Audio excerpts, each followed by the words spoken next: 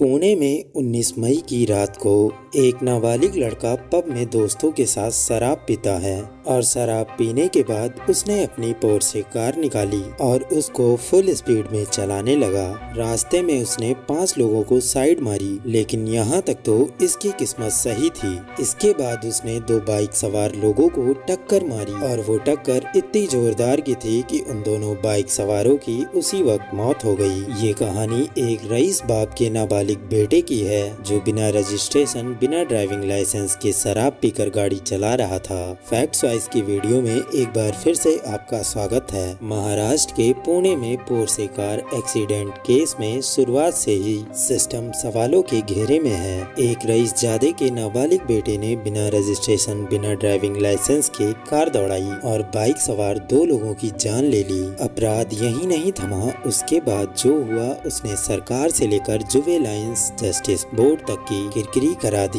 एक क्राइम पर पर्दा डालने के लिए वो सब किया गया जो ना कानून की किताब में लिखा है और ना ही उस ड्यूटी की शपथ में। बार से लेकर पुलिस, विधायक, डॉक्टर और अंत में खुद आरोपी, नाबालिग के पापा, दादा, सबकी जिंदगी बस से बदतर हो गई। ये सच जब सामने आया तो ऐसा लगा कि इस सिस्टम को चलाने वाला पूरा सॉफ्टवेयर ही हैक था। यह पूरा घटनाक्रम मीडिया में उछला तो एक एक करके कानून के शिकस्त में आए और जेल भेजे जाने लगे। घटना 19 मई की है।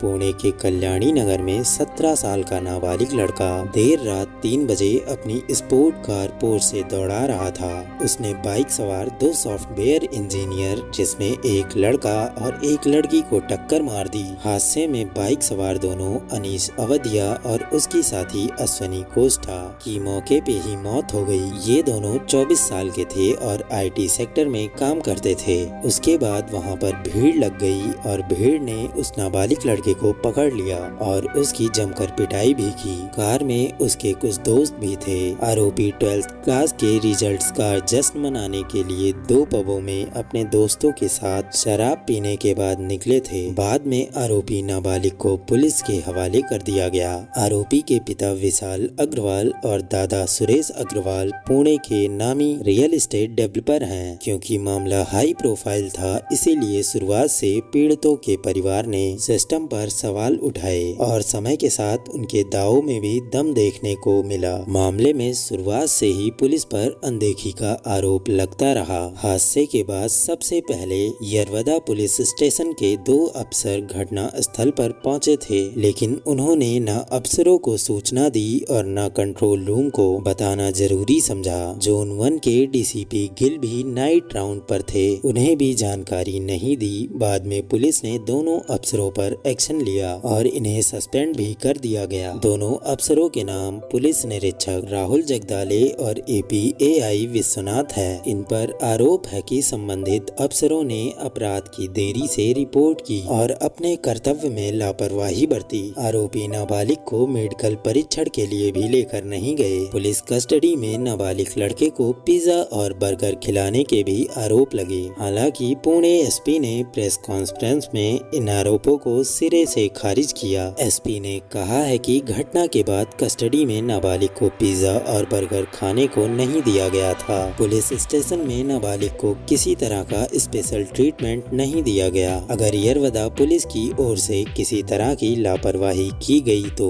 हम उस पर एक्शन लेंगे, ऐसा वहां के SP का कहना था। हुआ यूं कि घटना के बाद वडगांव शेरी के विधायक सुनील टिंगरे सुबह सुबह यरवदा पुलिस स्टेशन पहुंचते हैं। उनके थाने जाने से विवाद खड़ा हो गया। आरोप है कि उन्होंने नाबालिग के पक्ष में जांच को प्रभावित करने की कोशिश की, क्योंकि उन्हें रियल एस्टेट कारोबारी विशाल अग्रवाल का करीबी माना जाता है। हालांकि विधायक टिंगरे ने पुलिस पर दबाव बनाने के आरोप को खारिज किया है। कहा जा रहा था कि टिंगरे को अग्रवाल परिवार ने पुलिस स्टेशन भेजा था। पुणे के पुलिस कमिश्नर ने भी इस पूरे घटनाक्रम पर सफाई दी। उन्होंने कहा यह सच है कि वो पुलिस स्टेशन गए थे, इसमें कोई दो राय नहीं है। हालांकि पुलिस की कार्रवाई नियमों के मुताबिक हुई और उनके विधायक कारण जांच करने की दिशा में कोई बदलाव नहीं आया। शुरुआती मेडिकल रिपोर्ट में यह दावा किया गया कि आरोपी नशे की हालत में नहीं था, जबकि पब और कार के CCTV फुटेज कुछ और ही हकीकत बयां कर रहे थे। इन फुटेज फुटेज में आरोपी को अपने दोस्तों के साथ शराब पार्टी करते देखा जा रहा था। खुद आरोपी नाबालिग के सामने शराब से भरा गिलास रखा था, लेकिन जब ब्लड सैंपल की जांच की गई तो उसमें नॉर्मल पाया गया। इसके बाद से डॉक्टर और मेडिकल स्टाफ भी जांच के दायरे में आ गए। नाबालिग को सबसे पहले मेडिकल टेस्ट के लिए ससून हॉस्पिटल ले जाया गया था। इस दौरान उसके ब्लड सैंपल को ऐसे शख्स के सैंपल से बदल दिया गया जिसने शराब का सेवन नहीं किया था।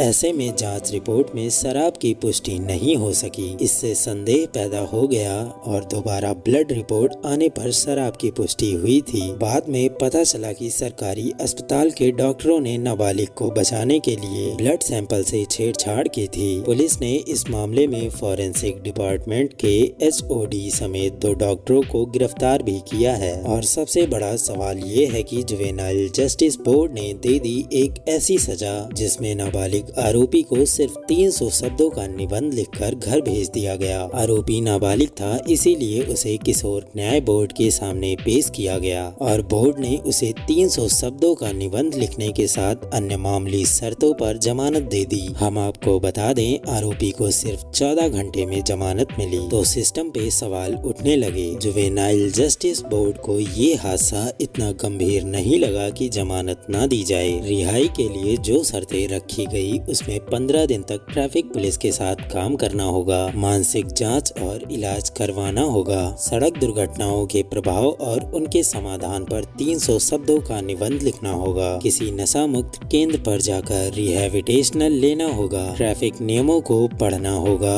और किशोर न्याय बोर्ड के सामने इन नियमों पर प्रेजेंटेशन देना होगा। भविष्य में अगर वो किसी सड़क दुर्घटना को देखे तो पीड़ितों की मदद करनी होगी। हादसे के वक्त नाबालिग कार चला रहा था, लेकिन यह बात सामने आई कि हैरी क्रब अग्रवाल परिवार ने दबाव डाला कि वो अपराध अपने ऊपर ले ले। नाबालिग आरोपी के पिता ने दावा किया था कि घटना के वक्त कार को उसका ड्राइवर चला रहा था। नाबालिग बेटा बगल में बैठा था। पुलिस सूत्रों के मुताबिक नाबालिग के पिता विशाल अग्रवाल ने अपने फैमिली ड्राइवर को फोन किया था और उसे पुलिस के पास जाने के लिए कहा था। ड्राइवर से कहा गया था कि वो पुलिस के पास जाकर इस घटना की जिम्मेदारी ले ले, इसके बदले में उसे कैश दिया जाएगा। इस वजह से ड्राइवर ने अपने पहले बयान में कहा कि वो कार चला रहा था। पुलिस ने ड्राइवर और विशाल के खिलाफ सबूतों को नष्ट करने के आरोप में धारा 201 जोड़ी है। वहीं पुलिस ने अपने बयान में कहा CCTV फुटेज से साफ है कि नाबालिग आरोपी घर के बाहर कार लेकर गया था। उन्होंने कहा ऐसा बताने की कोशिश की गई है कि नाबालिग घटना के समय कार नहीं चला रहा था, उसकी जगह कोई और गाड़ी चला रहा था। हम इसका भी पता लगाएंगे कि ड्राइवर ने किस दबाव में स्टेटमेंट दिया है।